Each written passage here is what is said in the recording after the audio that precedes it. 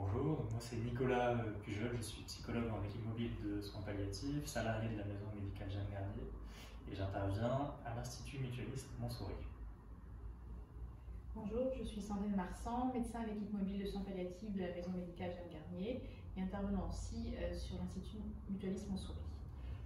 Donc cette présentation porte sur la place de notre équipe mobile de soins palliatifs dans l'amélioration des délibérations collégiales en réanimation. Le chef de service de réanimation de l'Institut mutualiste Montsouris avait fait appel à nous pour essayer d'améliorer les délibérations collégiales en réanimation. Il avait l'impression que l'équipe, que ce soit l'équipe médicale ou paramédicale, pouvait améliorer la manière dont il prenait des décisions lorsqu'il y avait des limitations, des arrêts de traitement en réanimation. Et donc il nous a sollicité sur cette expertise, on pourrait dire, de la délibération liée aux situations complexes de fin de vie ou situations complexes en général. Et la première idée était une idée de protocoliser ou de créer une procédure ou un protocole de délibération avec des cases à remplir pour l'équipe. En discutant, on a préféré axer le projet plutôt vers la création d'ateliers réflexifs mensuels sur la base du volontariat avec des infirmiers, aides-soignants, kinés, médecins du service de réanimation, une fois par mois pour discuter sur des thématiques proches de cette question plus large qui est la question de la délibération collégiale face à des situations complexes. Nous avons organisé 2 rencontres très larges où l'idée était de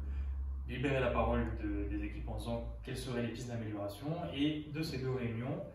sont ressortis des thèmes, 4 thèmes que nous avons choisi de traiter sur l'espace de 4 mois.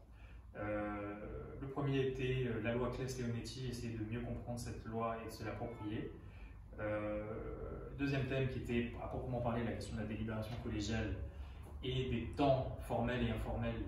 de délibération. Troisième thème, la responsabilité juridique et morale, c'est-à-dire il y a la responsabilité juridique du médecin qui prend la décision, mais au-delà de ça, la responsabilité morale de tout soignant qui engage son éthique dans les décisions. Et dernier thème qui était la collaboration entre le service de réanimation et l'équipe mobile de soins palliatifs. Nous avons sollicité une postdoctorante en philosophie que nous avons associée au projet, et c'est Sandrine et moi, avec cette doctorante, Laure Barrias, cette postdoctorante, pardon, qui avons animé ces réunions mensuelles où nous prenions la parole pendant 10 minutes au début pour présenter la thématique, et puis après le reste de l'heure, il s'agissait de discuter et de libérer une parole et une discussion et une réflexion sur ces thèmes. Donc ce projet pilote intitulé Bien délibérer en équipe a été mené sur 4 mois, à raison de 2 réunions par mois. Et à l'issue de ces réunions, nous avons demandé aux soignants qui y ont participé de bien vouloir remplir un questionnaire d'évaluation nous permettant d'évaluer un petit peu l'intérêt que ce travail avait pour eux et ce que ça avait pu leur apporter. Quelques chiffres pour débuter. 6 médecins, 17 infirmiers, 2 cadres de santé, 8 aides-soignants et un kinésithérapeute ont assisté à ces réunions, ce qui représente 37 personnes au total, avec en moyenne 8 participants par réunion. Et les résultats de ces questionnaires ont montré qu'il y avait pour les soignants de ces équipes de réanimation une appropriation qui était partielle du cadre légal et surtout un manque de moments dédiés aux délibérations collectives et une difficulté pour les soignants paramédicaux à faire entendre une parole qui puisse être divergente de celle des médecins. Plusieurs soignants ont aussi partagé avec nous leurs difficultés à faire des soins auprès de certains malades pour lesquels ils ne trouvaient plus le sens à ce qu'ils faisaient, avec un besoin de retrouver du sens dans le soin. Et il ressort de ces questionnaires que 41% des participants, suite à ces rencontres, ont augmenté une augmentation des délibérations collégiales dans le service de réanimation. De même, pour 64% des participants à ces réunions, ces moments d'échange ont permis de mieux collaborer avec l'équipe mobile de soins palliatifs.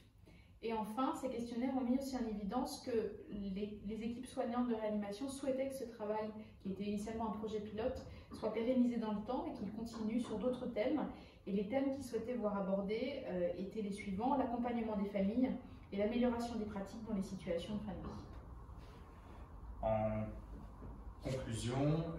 donc le service de réanimation a créé un staff hebdomadaire qu'ils ont appelé patients chroniques suite à ces réunions.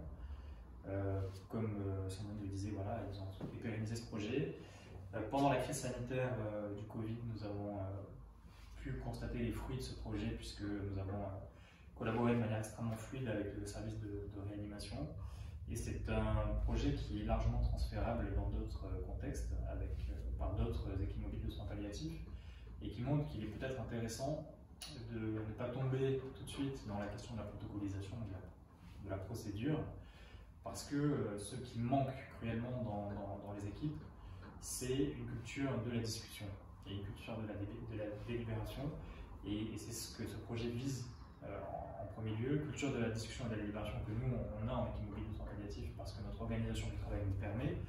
et c'est ça qu'on peut essayer de diffuser dans les équipes, voilà, leur apprendre à s'asseoir et à discuter et à réfléchir ensemble.